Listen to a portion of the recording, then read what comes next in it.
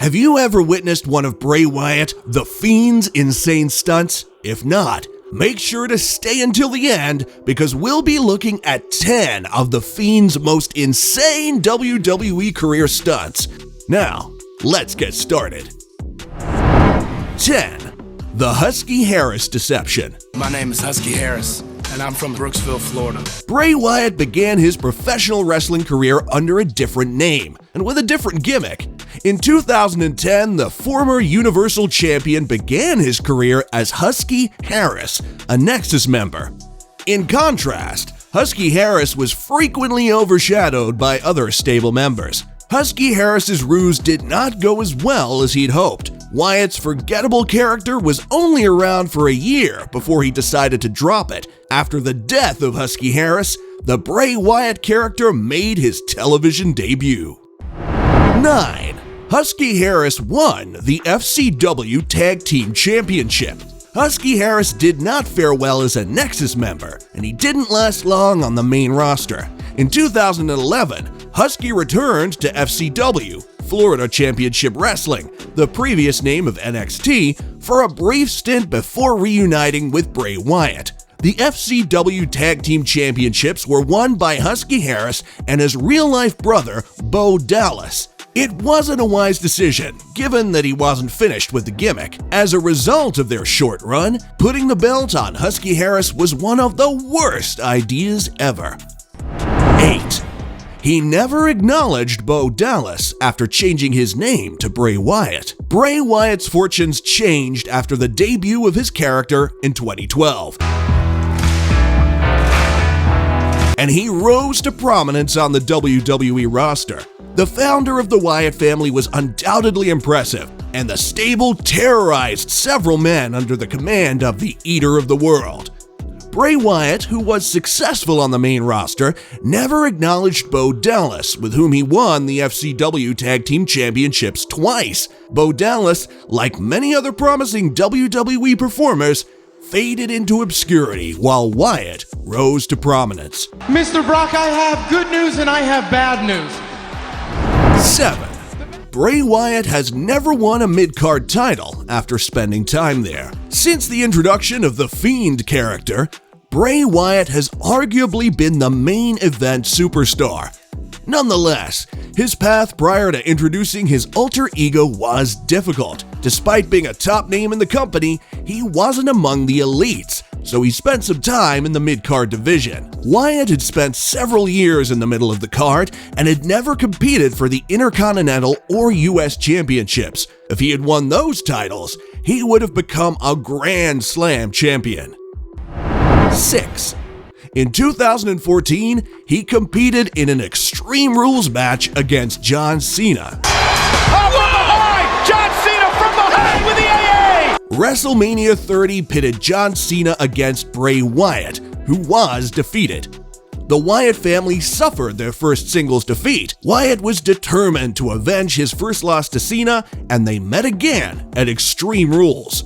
The build-up to the fight was disastrous because Wyatt had played mind games with children. He's got the little bitty baby. In fact, a demonic child was present during their Extreme Rules match,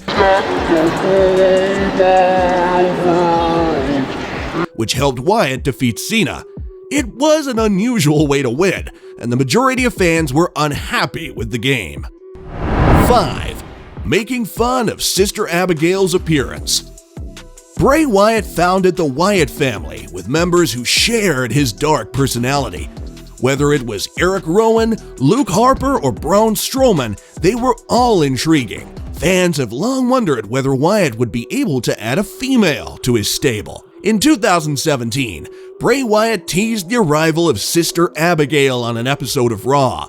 In fact, while speaking with his opponent, Finn Balor, he briefly disguised himself as Sister Abigail. However, it never happened in WWE, and it was a controversial choice to tease Sister Abigail's appearance. 4. Replacing Sister Abigail with Mandible Claw. When Bray Wyatt made his debut with his previous character, Sister Abigail was his finishing move. The Eater of the World eliminated a number of notable names with Sister Abigail, while also making his character more intimidating. Nevertheless, he no longer uses Sister Abigail as his finishing move after donning the Fiend's mask. Instead, he uses Mick Foley's Mandible Claw as his finisher. Replacing Sister Abigail is without a doubt one of the worst decisions he's ever made. 3. Randy Orton's 2017 rivalry. I pledge my undying allegiance. Bray Wyatt had a successful debut in 2017 when he won the WWE Championship for the first time.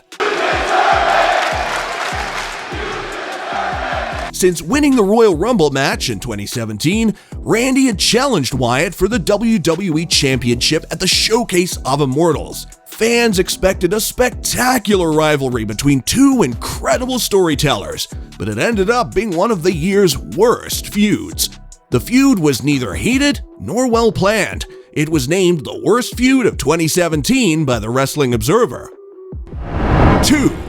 Use of red light during the Fiend's matches.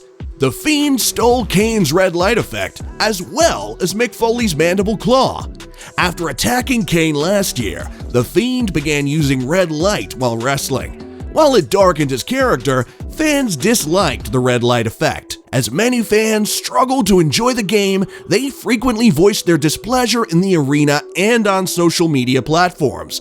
If you've made it this far and have enjoyed today's video, make sure to hit that like button and subscribe to the channel to be entered into our monthly shout-out giveaway.